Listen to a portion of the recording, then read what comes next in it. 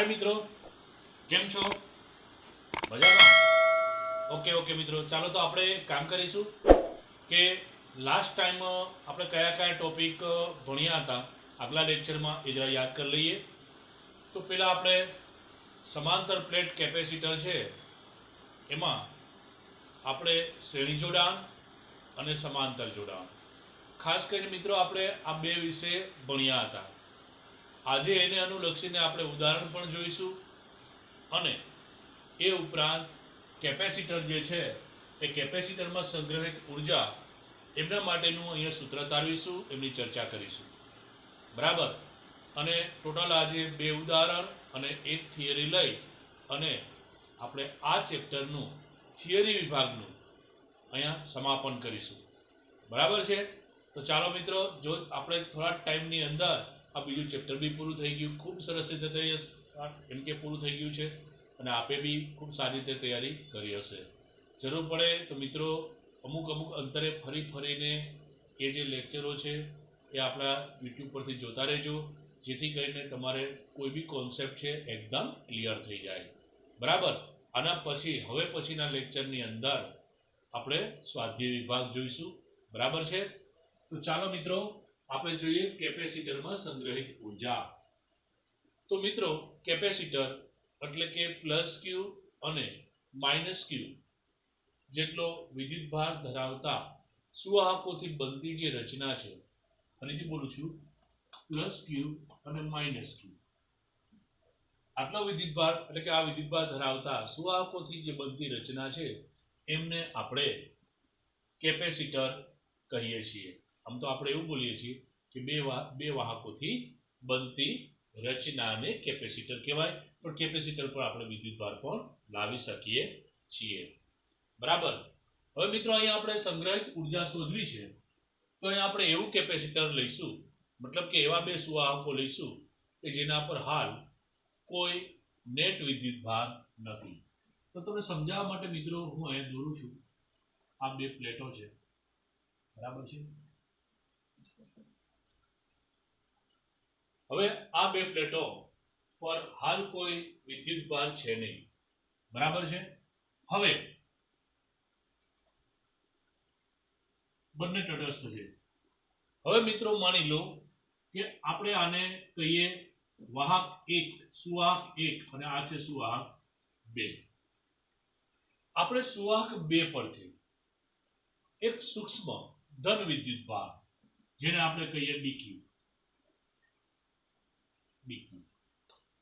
સૂક્ષ્મ ધન વિદ્યુતભારને સુવાહક પ્લેટ 2 પરથી એટલે કે સુવાહક 2 પરથી સુવાહક 1 પર લાવવાનો છે. બરાબર છે. હવે મિત્રો અહીંથી તમે અહીંયા પર લાવશો, વાત સાચી છે, પરંતુ મિત્રો અહીંયા દરેક તબક્કે સુવાહક 1 નું સ્થિતિમાન સુવાહક 2 કરતા ઊંચું હોય છે, જેથી કરીને આ વિદ્યુતભારને અહીંયા સુધી લાવવા માટે, મતલબ કે સુવાહક 2 પરથી સુવાહક 1 પર લાવવા માટે કાર્ય કરવું પડે. શું કરવું પડે મિત્રો? કાર્ય કરવું પડે. આ ઓલરેડી આપણે થોડુંક તો આગળ ભણી ચૂક્યા છીએ. ઓકે મિત્રો, ચલો કઈ વાંધો નહીં. અહીંયા આપણે જે આ ડીક્યુ વિદ્યુતભાર છે એને આપણે ધીમે ધીમે ટુકડે આપણે સુવાહક 1 પર લાવીશું. ક્યાં સુધી લાવીશું? કે જ્યારે આમના પર પ્લસ ક્યુ વિદ્યુતભાર થાય અને આમના પર પ્લસ ક્યુ વિદ્યુતભાર થાય. હવે મિત્રો જો આમના પર પ્લસ ક્યુ વિદ્યુતભાર થાય, બરાબર, તો વિદ્યુતભારના સંરક્ષણના નિયમ અનુસાર આમના પર માઇનસ ક્યુ વિદ્યુતભાર આવે. કેવી રીતે આવે? તો વિદ્યુતભારના સંરક્ષણના નિયમમાં આપણે શું વિચાર્યું હતું મિત્રો કે ભાઈ આ બે પદાર્થો છે, બરાબર, આપણે આ યાદ હોય તો આગલા ચેપ્ટરની અંદર કાચના સળિયા અને રેશમી કાપડને ઘસ્યું હતું. બરાબર. આ અલગ કરેલું તંત્ર છે. બે માંથી એક પર પણ વિદ્યુતભાર નથી, તો માનો કે અહીંયાથી 2 ઇલેક્ટ્રોન આમાં આવે તો અહીંયા વિદ્યુતભાર -2e થાય અને અહીંયા +2e થાય. કેમ? તો કે જ્યારે આપણે વિદ્યુતભાર ટ્રાન્સફર નતો કર્યો ત્યારે પણ બેયના કુલ વિદ્યુતભાર 0 હતો અને આ પ્રક્રિયા કર્યા પછી પણ plus 2e minus 2e is equal two 0 થાય, મતલબ કે આ વિદ્યુતભારનું સંરક્ષણ થયું. તો મિત્રો અહીંયા સ્ટાર્ટિંગની અંદર કોઈ વિદ્યુતભાર બે માંથી એક પણ પ્લેટ પર નહોતો, પણ પ્લસ વિદ્યુતભાર તમે ધીમે ધીમે જેમ અહીં ક્રિએટ કરતા ગયા તો આવ્યો ક્યાંથી, તો કે અહીંથી આવ્યો. પેલા કુલ વિદ્યુતભાર શૂન્ય હતું, તો અત્યારે પણ કુલ વિદ્યુતભાર શૂન્ય થવો જોઈએ. બરાબર, આ છે વિદ્યુતભારના સંરક્ષણનો નિયમ. આ તમને મેં ખાલી રિમાઇન્ડ કરાવ્યું. તો અહીંયા પ્લસ ક્યુ, અહીંયા માઇનસ ક્યુ, મતલબ કે આ ડીક્યુ વિદ્યુતભાર છે એ ટુકડે ટુકડે ત્યાં સુધી લાવવાનો છે કે અહીંયા પ્લસ ક્યુ વિદ્યુતભાર આવે ત્યારે અહીંયા માઇનસ ક્યુ વિદ્યુતભાર થાય. હવે મિત્રો અહીંયા હમણાં મેં તમને વાત કરી કે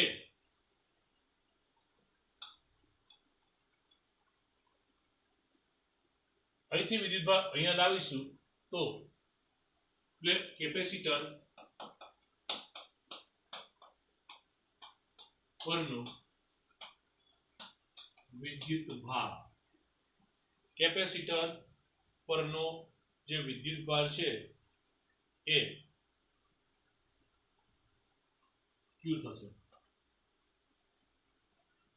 હવે મિત્રો અહીંથી પ્લસ ક્યુ વિદ્યુતભાર કરવા માટેની આ જે આખી પ્રક્રિયા છે ને એ પ્રક્રિયાની આપણે એક વચગાળાની સ્થિતિ લઈએ. માની લો વચગાળાની સ્થિતિમાં સુવાહક એક પર પ્લસ સ્મોલ ક્યુ વિદ્યુતભાર અને સુવાહક બે પર માઇનસ ક્યુ વિદ્યુતભાર છે. બરાબર, અને બે પ્લેટો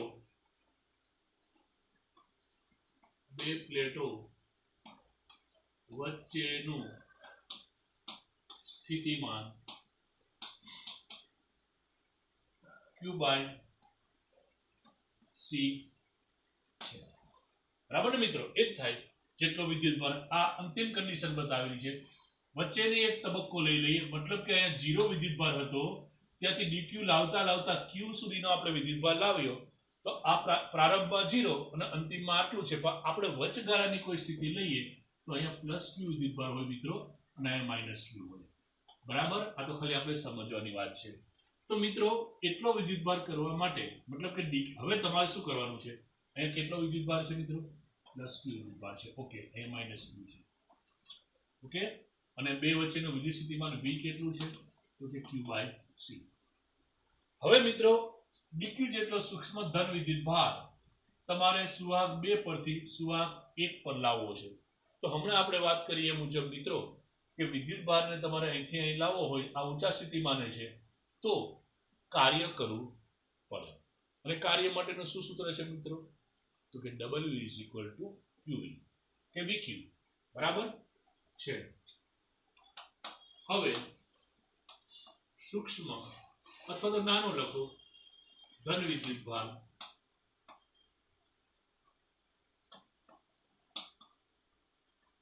dq ને સૂક્ષ્મ ધન વિદ્યુતભાર dq ને સુવાહક 2 પરથી 1 પર લાવવા માટે કરવું પડતું કાર્ય. તો મિત્રો એ કાર્ય નાનું કાર્ય હોય કારણ કે નાનો વિદ્યુતભાર લઈ જવાનો છે. તો dq = મેં તમને હમણાં વાત કરી એમ vq એ w = vq. તો v આપણી પાસે છે આ અને q તરીકે છે dq. હવે મિત્રો v નીચે જ લખું છું. v એટલે કેટલા છે, Q/C into dq. આ તો થાય મિત્રો આ એક dq જેટલો વિદ્યુતભાર જે છે એને અહીંયા લાવવા માટેનું કાર્ય. હવે આપણે તો જ્યારે અહીંયા કોઈ વિદ્યુતભાર નથી એટલે કે 0 છે ત્યાંથી અહીંયા પ્લસ ક્યુ જેટલો વિદ્યુત ભાર કરવા માટેનું કુલ કાર્ય જોઈએ છે. તો મિત્રો આવું કુલ કાર્ય જોઈતું હોય ને તો આપણે સંકલન કરવું પડે. તો અહીંયા સુવાહક એક પર પ્લસ ક્યુ વિદ્યુત ભાર લાવવા માટે કરવું પડતું કાર્ય. તો મિત્રો એ કાર્યને હવે આપણે W કહીએ. વાત અહીંયા dw હતું is equal two integration. Integration એટલે કે સંકલન. ક્યાંથી સ્ટાર્ટ કરવાનું તો કે 0 વિદ્યુત ભારથી. કેટલો વિદ્યુત ભાર લાવો છો મિત્રો? પ્લસ ક્યુ જેટલો. ઓકે, કાર્ય નાનું છે dw. આવું સૂત્ર થાય મિત્રો. બરાબર છે. હવે જો તમે w ની જગ્યાએ કિંમત મૂકો તો dw ઇઝ ઇક્વલ ટુ અહીંયા 0 થી q બરાબર q બાય c dq. હવે મિત્રો આ c છે એ કેપેસિટરનું કેપેસિટન્સ છે. આ c શું છે? કેપેસિટરનું કેપેસિટન્સ. જે આ કેપેસિટન્સ છે એ તો ફિક્સ જ હોય, એનું આ કેપેસિટન્સ છે. ઓકે, હવે એ અચળ હોય, કેપેસિટર હોય તો એનું કેપેસિટન્સ કેવું રહેવાનું? અચળ રહેવાનું. તો આપણે એને બહાર કાઢી લઈએ તો એ થશે w બરાબર 1/c integration of 0 to q dq into dq. હા મિત્રો, સંકલન મેં તમને શીખવાડેલું હતું કે ઇન્ટિગ્રેશન ઓફ x dx હોય મિત્રો તો આ સંકલન શું થાય? તો કે મિત્રો આની પર ઘાત કેટલી છે? તો કે 1 ઘાત છે. માનો કે અહીંયા 2 ઘાત હોય તો મિત્રો અહીંયા જે ઘાત હોય એમાં 1 ઘાત ઉમેરવાની. 1 હોય તો 2 કરવાની, 2 હોય તો 3 કરવાની. તો અહીંયા આપણે x 1 છે તો અહીંયા થાય x નો સ્ક્વેર બાય અહીંયા જે ઘાત થાય ને એ પાછું છેદમાં મૂકવાનું. આમ તો આ થઈ મિત્રો સંકલન. તો અહીંયા શું થશે? તો કે અહીંયા આમનું સંકલન થશે 1/c બરાબર. આમનું સંકલન જેમ આમાં x²/2 થયું, આમ q ની પર 1 ઘાત છે એટલે q²/2. જે ઘાત હોય એ નીચે મુકાય. પણ કઈથી કઈ રેન્જ છે? તો કે 0 થી q. સમજ પડી મિત્રો? આવું થશે.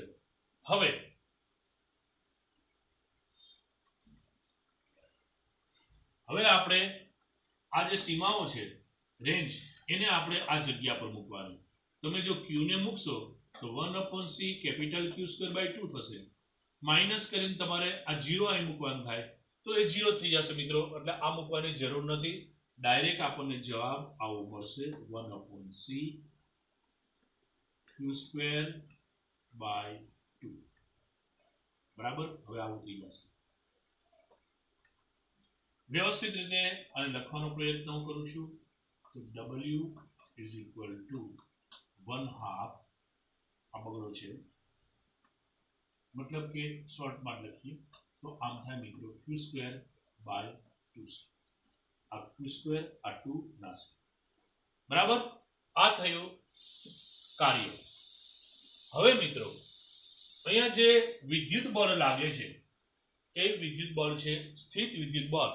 એ સંરક્ષી બળ હોય છે અને સંરક્ષી બળ હોવાને કારણે આ કરેલું કાર્ય છે એ સ્થિતિ ઊર્જા રૂપે આ કેપેસિટરની અંદર સંગ્રહ પામે. આપણે લખીએ કે સ્થિત, અહીંથી હું આ કાઢી નાખું છું મિત્રો જેથી કરીને થોડી જગ્યા થઈ જાય આપણા માટે.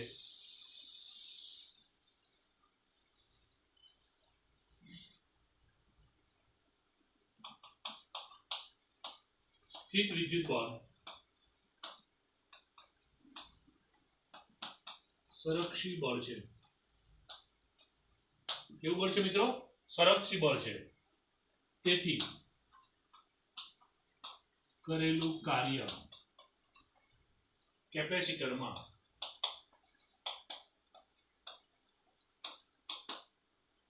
સ્થિતિ ઊર્જા રૂપે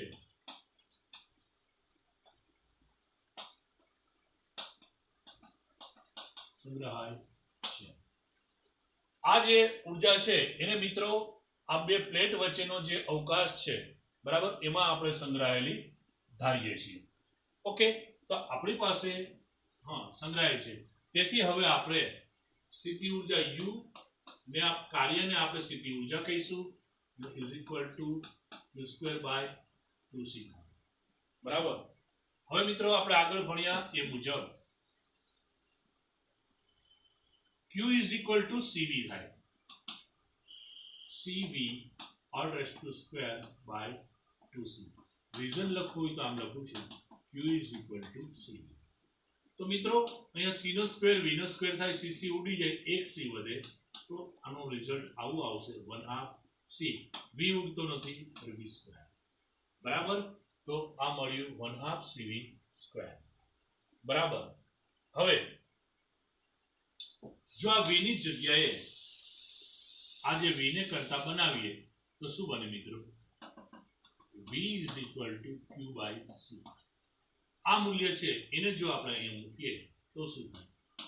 તો એ થાય 1/2 c q બાય c. બરાબર. સોરી મિત્રો, આપણે આ તો ફરીવાર આપણે આ રીતે મળી જશે. c નું મૂલ્ય મૂકીએ. c ઇઝ ઇક્વલ ટુ શું થાય મિત્રો? c is equal to q by v. બરાબર. તો મિત્રો આ મૂકશો તો 1/2 c ની જગ્યાએ q by v into v square. તો આ થશે 1/2 q v. બરાબર. તો આ રીતે આપણી પાસે જે સ્થિતિ ઊર્જા નું સૂત્ર મળશે એ કેવું મળશે? કુલ સ્થિતિ ઊર્જા U ઇઝ ઇક્વલ ટુ 3 સૂત્ર જે આપણને એક્ઝામ્પલ કરવામાં પણ કામ લાગશે.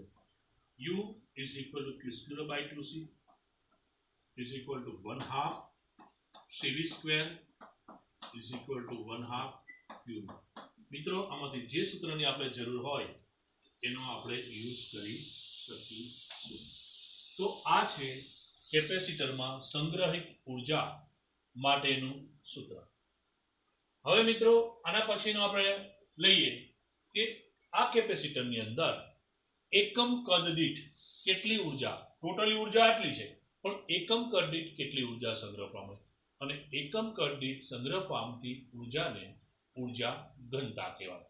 તો મિત્રો અહીંયા આપણે કેપેસિટરની ઊર્જા ઘનતા વિશે હવે આપણે જોઈશું. બરાબર. અહીંયા મિત્રો કેપેસિટરમાં જે સંગ્રહિત ઊર્જા છે એ કેપેસિટરમાં સંગ્રહિત ઊર્જાને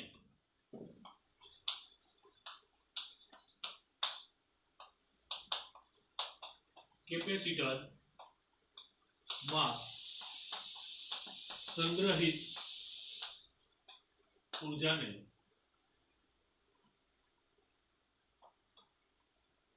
समांतर प्लेट कैपेसिटर लखी. समांतर प्लेट कैपेसिटर में संग्रहित ऊर्जा ने समांतर प्लेट ना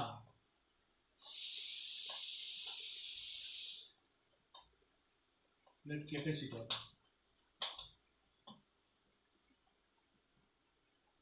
के जेनी प्लेट नु क्षेत्रफल ए અને પ્લેટોનું ક્ષેત્રફળ a અને તેમની વચ્ચેનું અંતર d છે. કેપેસિટરમાં સંગ્રહિત ઊર્જા ને સમાંતર પ્લેટ કેપેસિટર કે જેની પ્લેટોનું ક્ષેત્રફળ a છે અને તેમની વચ્ચેનું અંતર d છે તેમાં સંગ્રહાયેલી ઊર્જા લઈશું. બરાબર ને મિત્રો? તો અહીંયા જે આપણી પાસે જે ઊર્જા U છે એ U જે એવું સમાંતર પ્લેટ કેપેસિટર કે જેમની પ્લેટોનું ક્ષેત્રફળ a હોય અને તેમની વચ્ચેનું ડિસ્ટન્સ d હોય તેમાં સંગ્રહાયેલી ઊર્જા છે એવું આપણે લઈશું. હવે આપણે આ સ્થિતિ ઊર્જાનું સૂત્ર આપણે જાણીએ છીએ મિત્રો. U is equal to q² by 2c આવું છે. હવે મિત્રો જો આની અંદર q ની જગ્યા પર આપણે Q is equal to sigma એ લઈએ, થોડું નીચે લખું છું, સિગ્મા એ સમજાવું છું મિત્રો તમને બાય 2c, તો આનો આવે સ્ક્વેર.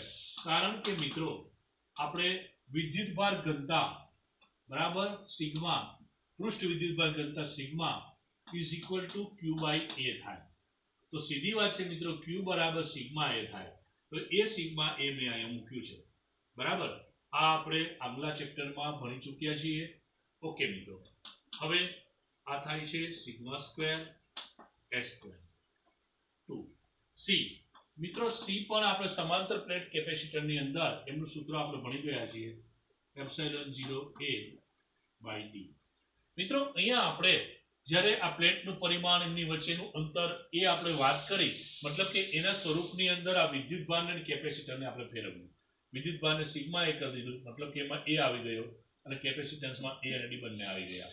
તો આ કિંમત જો તમે અહીંયા મૂકો c is equal to epsilon 0 a by d, તો અહીંયા આવશે મિત્રો એપ્સિલોન 0 a બાય d, કારણ કે નીચે છે બરાબર. અહીંયા તો અહીંયા તમે જોઈ શકો છો કે એ ઉડી જશે બરાબર. તો અહીંયા શું થશે, અહીંયા થશે sigma square AD by 2 epsilon 0.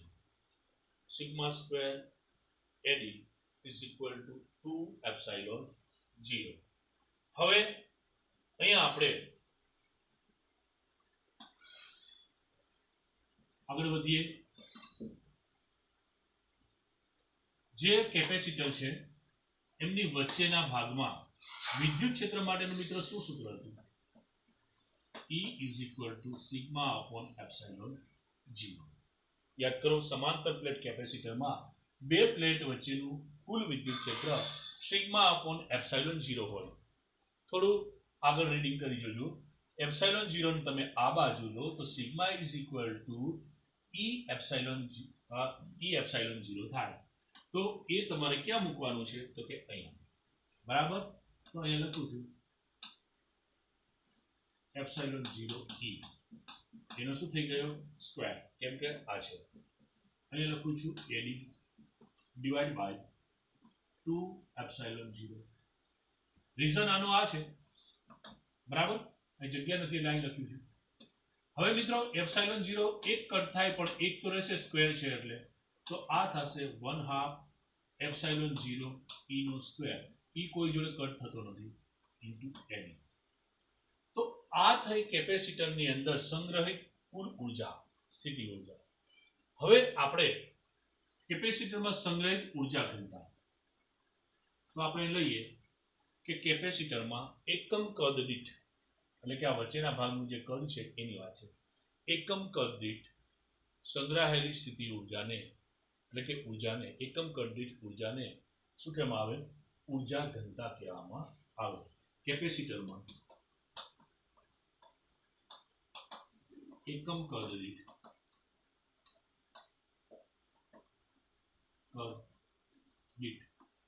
સંગ્રહાયેલી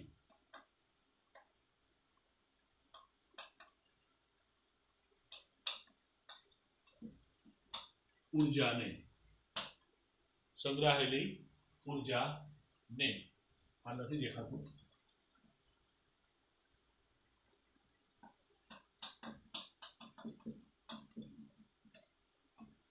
ઉર્જાને તે કેપેસિટરની ઉર્જા ઘનતા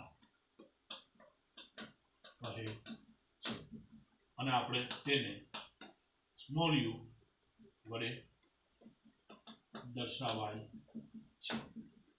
તો મિત્રો અહીંયા જોયું કુલ ઉર્જા આપણી પાસે આપેલી છે. હવે આપણે એકમ કદ દીઠ ઉર્જા ઘનતા જોઈએ. તો અહીંયા u બરાબર, u એટલે કે ઉર્જા ઘનતા બરાબર એકમ કદ દીઠ એટલે કે કુલ ઉર્જા જે છે એને કેપેસિટરની વચ્ચેના ભાગનું જે કુલ કદ છે એના વડે ભાગવું પડે, તો આવું થાય. તો આપણી પાસે ઓલરેડી છે u, આ રહ્યું એ છે 1/2 એપ્સિલોન 0 સ્ક્વેર AD ડિવાઇડ કેટલા છે AD. એડી એડી કટ થશે મિત્રો, તો અહીંયા આવશે 1/2 એપ્સિલોન 0 સ્ક્વેર. આ તમારે કેપેસિટરની ઉર્જા ઘનતા થઈ. બરાબર. તો આ આપણે ઉર્જા ઘનતાનો અભ્યાસ અહીંયા કર્યો. અને એડી છે, જે આ એડી છે, આપણે આ એડી લીધું એ આ કેપેસિટરની બે પ્લેટ જે હોય એ બે પ્લેટ વચ્ચેનું કુલ કદ છે. ઓકે, તો અહીંયા આપણે ઉર્જા ઘનતા પણ ક્લિયર કરી દીધું. હવે મિત્રો આપણે ઉદાહરણો જોઈશું. બરાબર, ચાલો આપણે બે ઉદાહરણ છે એ જોઈ લઈએ.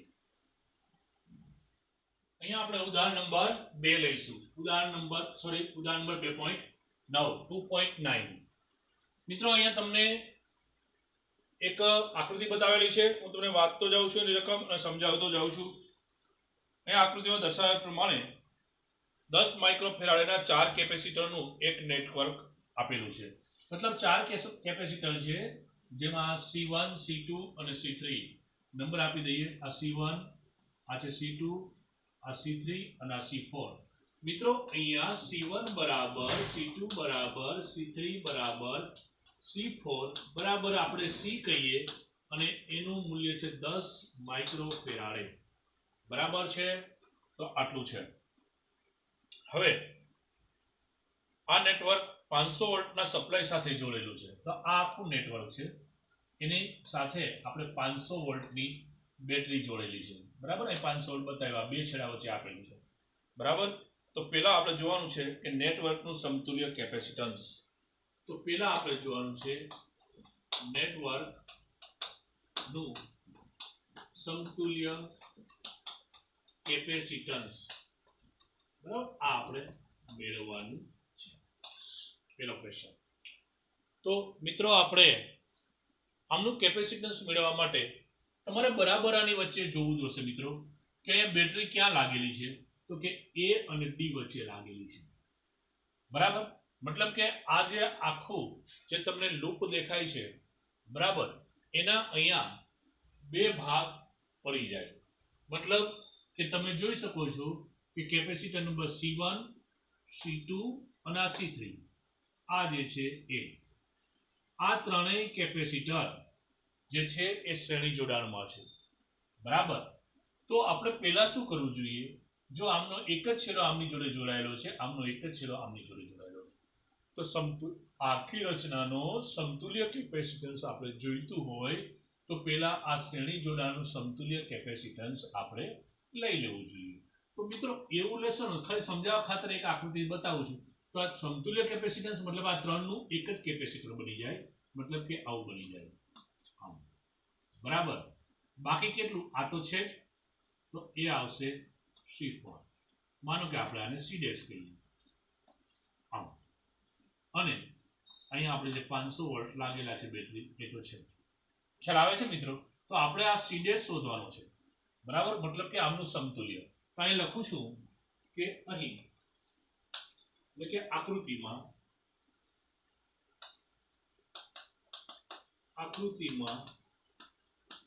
દર્શાવ્યા મુજબ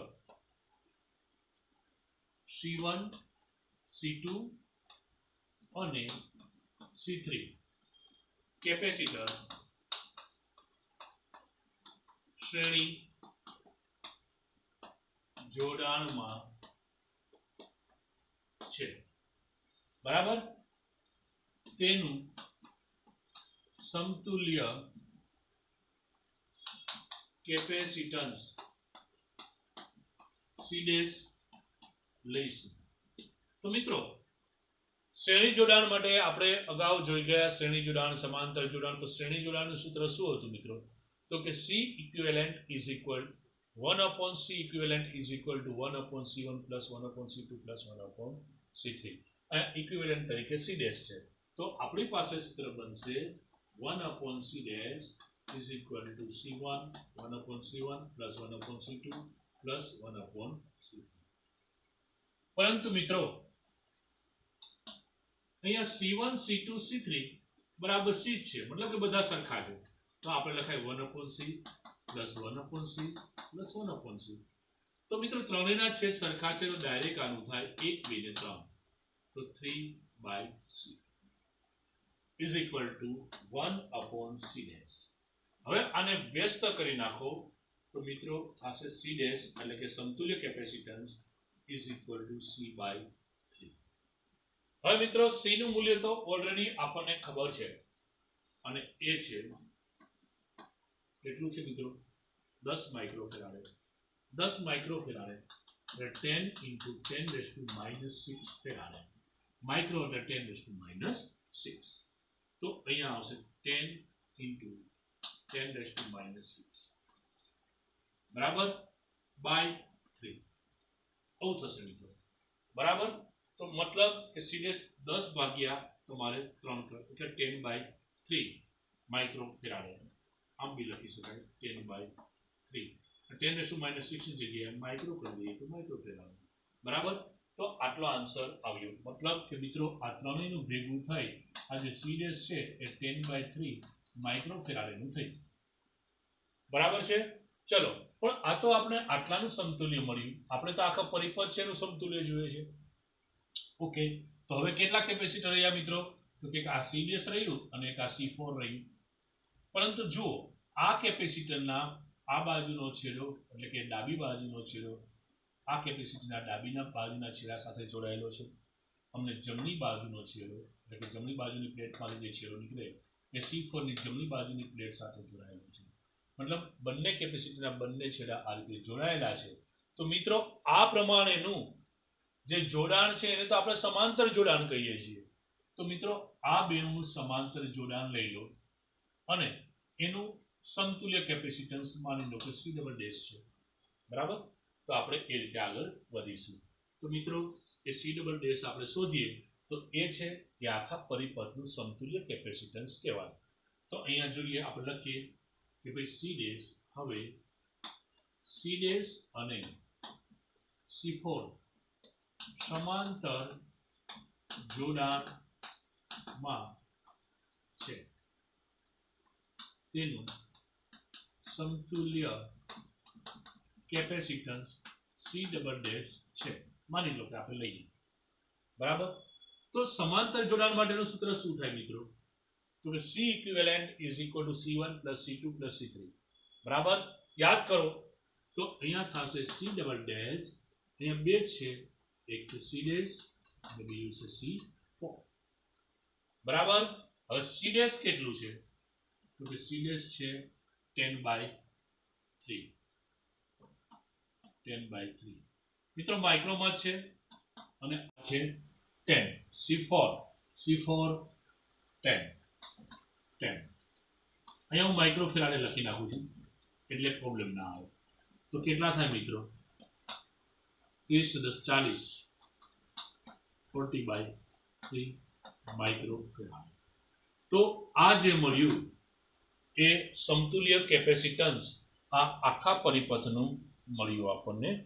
તો જોઈએ મિત્રો બીજો ક્વેશ્ચન આપણે શું છે. જો અહીંયા તમે 40/3 કરશો તો પણ તમને એમનું જે વેલ્યુ છે એ મળી જશે અને એ બુકમાં આપી છે તો આપણે લખી દઈએ. એ છે 13.3 માઇક્રોફેરાડ. આમ નામ રાખશો તોય વાંધો નથી. ઓકે. હવે આપણે જોવાનું છે મિત્રો જગ્યા કરી અહીંયા બનાવવી પડશે આપણે કમ્પ્લીટ. હવે આપણે આમાં જ બી જોઈશું. આ આપણે એક ક્વેશ્ચન ગણ્યું. બી જોઈએ. બી પ્રશ્ન તો હું તમને આપીશ જ જોડે. દરેક કેપેસિટર પરનો વિદ્યુતભાર મતલબ કે આ ત્રણ જે કેપેસિટર છે ચારે પર કેટલો વિદ્યુતભાર છે હશે એ આપણે શોધવાનું છે. બરાબર. તો ચાલો આપણે એમની ચર્ચા અહીંયા કરીશું. હવે અહીંયા મિત્રો C1 C2 અને C3 એ તો આપણે આગળ વાત કરી કે C4 એ સરખા જ છે. આપણે આગળ ભણ્યા હતા મિત્રો કે અગર કેપેસિટરો શ્રેણી જોડાણમાં છે તો એ બધા જ કેપેસિટરો પર સમાન વિદ્યુતભાર હોય. આ આપણે બહુ વ્યવસ્થિત ચર્ચા કરેલી મિત્રો. જેટલા બી કેપેસિટર નાના મોટા ગમે તે મૂલ્યના હોય તો પણ એના પર વિદ્યુતભાર અગર શ્રેણીમાં છે તો વિદ્યુતભાર સરખો હશે. હા, વિદ્યુત સ્થિતિમાન જે છે એનું શું થાય વહેંચણી થાય. તો મિત્રો અહીંયા આપણે લખીએ કે C1 કેપેસિટર C1 C2 અને C3 શ્રેણી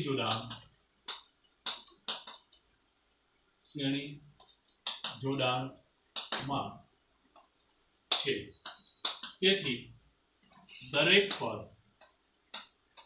સમાન વિદ્યુત ભાર કેટલો લઈશું મિત્રો? Q લઈએ. અહીંયા Q જ આપેલો છે, Q છે બરાબર. અહીંયા ઓલરેડી આપેલું છે બરાબર. તો આટલો થશે. પરંતુ મિત્રો અહીંયા વિદ્યુત સ્થિતિમાન જે છે એમની વહેંચણી થાય. પરંતુ વિદ્યુત સ્થિતિમાનની વહેંચણી. હવે કુલ વિદ્યુત સ્થિતિમાન તો આટલું છે મિત્રો, પણ જો આમનું વિદ્યુત સ્થિતિમાન આપણે V1 લઈએ, કારણ કે એ કેપેસિટરના મૂલ્ય પર આધાર રાખશે. અહીંયા V2 લઈએ, અહીંયા V3 લઈએ બરાબર. તો અહીંયા આપણે જોઈએ કે V is equal to V1 plus V2 plus V3 બરાબર. તો અહીંયા જો આપણે મૂલ્ય મૂકીએ તો અહીંયા આવે Q1 by C1, Q2 by C2 અને Q3 by C3. અને કુલ વિદ્યુત સ્થિતિમાન છે એ આપણી પાસે આ છે. V બરાબર કેટલા છે? 500 વોલ્ટ બરાબર. હવે જો આ બધા વિદ્યુતભાર આપણે જાણીએ છીએ, ઓકે, બધા પર વિદ્યુતભાર કેવો હોય? શ્રેણી હોય તો સમાન હોય. તો આ થશે 3Q by C, પણ બધાના સરખા છે એટલે C, 3Q by C બરાબર. આપણે Q શોધવાનો છે. V આપણને ખબર છે કે 500 છે બરાબર. તો અહીં તમે VC by 3 કરશો તો પણ આપણને આ વસ્તુ એટલે કે વિદ્યુતભાર મળી જાય. કયા સૂત્રના આધારે? તો કે Q is equal to VC by 3 આમના આધારે બરાબર. પરંતુ મિત્રો આપણે એના કરતા બી સરળ કરીએ. ખાલી આપણે આટલું લખી રાખ્યું છે. હવે આપણને ખબર છે મિત્રો કે Q is equal to શું થાય? CV બરાબર. તો આપણે એ સૂત્રનો યુઝ કરીએ. Q is equal to CV. આ બધા પરનું કેપેસિટન્સ તો સરખું જ છે એટલે C લઈએ.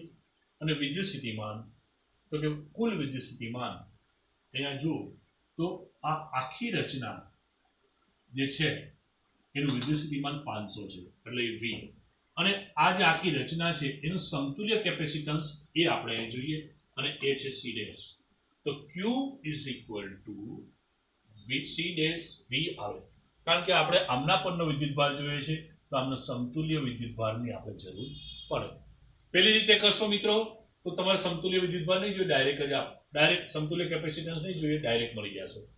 અહીંયા આપણે ઓલરેડી સમતુલ્ય કેપેસિટન્સ આપણે શોધેલું છે બરાબર. કેટલાનું? આ 3નું. કેટલું આવ્યું યાદ કરો મિત્રો? 10/3 માઇક્રોફેરાડ. અહીં લખીએ 10/3 બરાબર. માઇક્રો અને 10⁻⁻6 બરાબર. અને V એટલે થયું 500 બરાબર. તો આ જે કેપેસિટન્સ છે મિત્રો આખાનું છે બરાબર. ઓકે, તો અહીંયા તમે આમનું જો સોલ્યુશન કરશો બરાબર તો એ કેટલું આવે છે એ આપણે જરા જોઈ લઈએ. કેલ્ક્યુલેટર અત્યારે આપણી પાસે છે નહીં, તમારી પાસે હોય તો મિત્રો એનું કેલ્ક્યુલેશન કરો. તો એ આવશે 1.7 × 10⁻³ કુલમ. 1.7 × 10⁻³ કુલમ બરાબર. આટલો વિદ્યુતભાર આવશે. 1.1 મિનિટ મિત્રો, એ છે યસ એ છે 1.7 × 10⁻³ કુલમ. તો આટલું આવે મિત્રો. તો આટલો વિદ્યુતભાર ક્યાં હશે? તો કે આમના પર હશે, આમના પર હશે અને આમના પર પણ હશે. હવે આપણે અહીંયા કેટલો વિદ્યુતભાર હશે એ આપણે શોધીએ. તો એ વિદ્યુતભાર જે છે અહીંના વિદ્યુતભારને આપણે Q ડેશ કીધેલો છે. તો ફરીથી આપણે આ સૂત્ર લખીશું. તો Q dash is equal two CV. CV ની જગ્યાએ C4V લખીએ. ચલો અહીં તો આ પોતે એક જ છે, બરાબર, એટલે કંઈ પરિણામી લાવવાની જરૂર જ નથી. તો C4 નું વેલ્યુ આપણને ખબર છે 10 micro Faraday, 10 into 10 to -6. V 500 કેટલા થયા? 5000 into 10 to -6.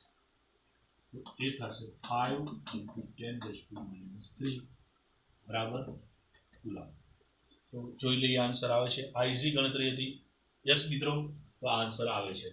તો આ જે છે ક્યુડેસ વિદ્યુતભાર એ ક્યાંનો છે? એ આમનો છે. મતલબ કે આમનો વિદ્યુતભાર 5 into 10 to -3 હશે અને આ ત્રણેય પર 1.7 into 10 to -3 કુલમ જેટલો વિદ્યુતભાર હશે. બરાબર છે. તો ચાલો મિત્રો, હવે આપણે આના પછીનું નેક્સ્ટ ઉદાહરણ જોઈ લઈએ. રકમ છે ઉદાહરણ 2.10 માં 900 pf ના એક કેપેસિટરને, એટલે કે C is equal to 900 pf, બરાબર, pf ના એક કેપેસિટરને 100 વોલ્ટની બેટરી વડે 100 વોલ્ટ, અહીંયા તમે મિત્રો આમ લખી શકો 900, બરાબર, પીકો એટલે 10 to -12 ફેરાડે. બે પોઈન્ટ આગળ જાઓ તો આ શોર્ટમાં તમે આમ લખી શકો 9 into 10 to -10, બરાબર, એકદમ ઇઝીલી. આ ફેરાડેમાં, આ પીકો ફેરાડે છે. હવે 100 વોલ્ટની બેટરી વડે વિદ્યુત ભારિત કરવામાં આવે છે. મતલબ વિદ્યુત સ્થિતિમાન V બરાબર 100 વોલ્ટ છે, બરાબર આવે છે. કેટલીક સ્થિત વિદ્યુત ઉર્જા કેપેસિટર વડે સંગ્રહ પામે. મતલબ કે આપણે કેપેસિટરમાં સંગ્રહાયેલી ઉર્જા જોઈએ છે. કેટલી સ્થિત વિદ્યુત ઉર્જા સંગ્રહ પામે. સ્થિત વિદ્યુત ઉર્જા આપણે એને U કહીએ મિત્રો. તો આપણી પાસે C અને V છે, તો ઈઝી થઈ ગયું ને. શું સૂત્ર જવાબ આવે મિત્રો? U is equal to 1/2 CV². હમણાં તો આપણે સૂત્ર મેળવ્યું, શું કામ આપણે બીજું કશું જ કરીએ? તો 1/2 C આપણને આપ્યો છે 9 into 10 to -10, બરાબર છે, કારણ કે ઓલરેડી આ બે બિંદુ આપણે કાઢી નાખ્યા છે. અને V² એટલે કે 100 ની ઉપર સ્ક્વેર, મતલબ કે 10⁴ થાય. તો કેટલા આવશે? 9 ડિવાઇડ બાય 2 એટલે કે 4.5. આ 10 ની -10 ઘાત છે મિત્રો, અને આ 10 ની 4 ઘાત છે. તો કેટલા આવે? 10 માંથી 4 જાય તો આ પ્લસ આવશે. આમ થાય ને. 100 એટલે કેટલા? 10 ની 2 ઘાત, અને ઉપર 2 એટલે 10 ની 4 ઘાત. આ -10 ઘાત એટલે કે 10 ની -10 ઘાત પ્લસ 4 ઘાત, તો 10 ની -6 ઘાત, બરાબર. અહીંયા આવે 10 to -6 અને આ જૂલમાં. તો આપણી પાસે મળ્યું કે કેપેસિટરની જે ઉર્જા છે એ 4.5 into 10 to -6 આટલી ઉર્જા સંગ્રહિત થાય. તો મિત્રો આ આપણે A નો જવાબ મળ્યો. હવે આપણે B માટે વાત કરીએ. B આપણને શું પૂછેલું છે એ આપણે જરા જોઈ લઈએ. તો B માટે આપણે વાંચીએ તો B માં આપણને એવું આપ્યું છે કે કેપેસિટરનું બેટરીથી જોડાણ દૂર કરી અને બીજા 900 pf ના વિદ્યુતભાર વિહીન કેપેસિટર સાથે જોડવામાં આવે છે. તો આ તંત્ર વડે કેટલી સ્થિત વિદ્યુત ઉર્જા સંગ્રહ પામે. બરાબર. તો મિત્રો અહીંયા કેવું હતું કે આ રીતની કંઈક રચના પેલા હતી. આ એક કેપેસિટર જે અહીં વાત કરી એનું કેપેસિટન્સ આપણને આપેલું છે. એની જોડે આપણે 100 વોલ્ટની બેટરી. મિત્રો યાદ રાખો, બેટરી માટેનો સિમ્બોલ આવો આવે, એક લીટી લાંબી જેને ધન પોઝિટિવ કહેવાય, આ નેગેટિવ છે, આ નાની. કેપેસિટરમાં બે લીટી સેમ આવે. ઓકે. તો હવે આ કેટલા વોલ્ટનું છે? તો કે 100 વોલ્ટનું, બરાબર. આ C. તો પેલા આમ હતું ત્યારે આટલી ઉર્જા હતી. હવે શું કરવામાં આવે છે? તો કે હવે આ બેટરી કાઢી લેવામાં આવે છે.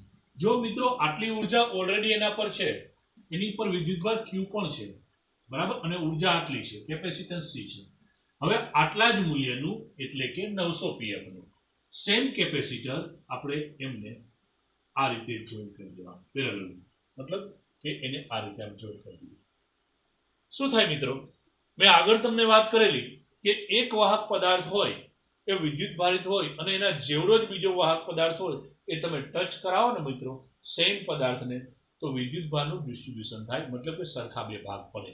તો અહીંયા મિત્રો જો વિદ્યુત ભાર પેલા પ્લસ ક્યુ હતો અને માઇનસ ક્યુ હતો, તો અહીંયા વિદ્યુત ભાર માની લો કે કેપેસિટર પરનો વિદ્યુત ભાર ક્યુ ગણીએ તો આમાં હવે Q/2 અને અહીંયા પણ Q/2 થઈ જશે, મતલબ કે plus Q/2 plus Q/2 minus Q/2 minus Q/2.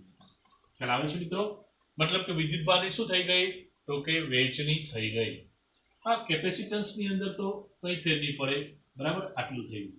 તો મિત્રો હવે એમ કહે છે કે આ બે કેપેસિટરમાં સંગ્રહાયેલી થઈને કુલ ઉર્જા કેટલી. તો ઓકે મિત્રો, આની આપણે વાત કરીએ તો હવે સ્થિત બંને કેપેસિટરના તંત્રમાં કુલ સ્થિત વિદ્યુત ઉર્જા બે કેપેસિટર થી બનતા તંત્રની કુલ સ્થિત વિદ્યુત ઉર્જા. મિત્રો જો આપણે એને U' કહીએ, U' છે, તો U' ઇઝ ઇક્વલ ટુ, ચલો આપણે આ એક કેપેસિટર બધું સેમ છે બે માટે, એક કેપેસિટરની વાત કરીએ, એક કેપેસિટરની ઉર્જા કેટલી થાય Q²/2c, બરાબર. આપણી પાસે સૂત્ર એવું હતું, પણ અહીં Q તરીકે કોણ છે તો કે Q/2 છે, તો એમનો સ્ક્વેર મિત્રો બાય 2c. આ ફક્ત કેનું થયું, આ એક કેપેસિટરનું. તો આની પણ મિત્રો એટલી જ હોય, તો એક પ્લસ કુલ જોવાની, તો આને કેટલાય ગુણવા પડે મિત્રો, તો કે આને 2 ગુણવા પડે, તો કે 2 * Q/2 no square by 2c. અહીંયા 2 નીકળી જશે, તો શું આવશે Q² બાય 2 નો સ્ક્વેર 4 થશે, આ તો 2d કેટલો છે એટલે કે 4c, બરાબર. હવે આપણી પાસે અહીંયા Q તો છે નહીં, બરાબર. તો એક કામ કરીએ, Q નથી તો Q = CV થાય. જો અહીંયા CV મૂકી દઈએ તો C અને V તો આપણી પાસે ઓલરેડી છે, ચાલશે મિત્રો. તો અહીંયા થશે Q ની જગ્યા પર હું CV મૂકું તો CV no square by 4c, બરાબર. અહીંયા હું લખું છું Q = C. તો અહીંયા આ CC કટ થઈ જશે. જો કે મિત્રો અહીંયા એક કામ કરવા જેવું હતું, 1/2 CV² જ લઈ લેવાનું હતું તોય ચાલે, શોર્ટ થઈ જાય. U' = 2 * 1/2 CV², તો આ જ આન્સર તમને મળી જાય. તો અહીંયા આપણે એક c બાકી રહેશે કારણ કે સ્ક્વેર છે એટલે, બરાબર. તો અહીંયા આવશે 1/4 CV², બરાબર. તો થોડું લોંગ થઈ ગયું, કઈ વાંધો નહીં, ચાલો 1/4. C કેટલા છે મિત્રો, C છે 9 * 10⁻⁻10 અને V છે 1000 એટલે કે 10⁻²². તો કેટલા થશે મિત્રો, જો 2 * 2 = 4 એટલે કે 10⁴ અને -10 ઘાત એટલે 10⁻⁻ તો 6 ઘાત જ આવવાનું, 10⁻⁻6 ઇન્ટુ, હવે ઘાતોનું કામ પૂરું થયું, 9/4 એટલે એ થશે 2.25, બરાબર. તો મિત્રો આટલી એનર્જી થાય U'.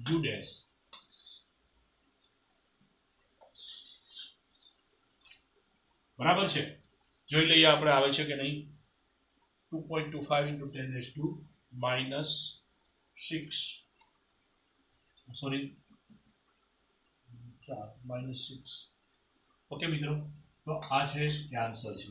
તો અહીંયા આપણે ઉદાહરણ 2.9 આપણે જોઈ લીધું, બરાબર. હવે આપણે આગળ નેક્સ્ટ લેક્ચરમાં વાત કરીશું.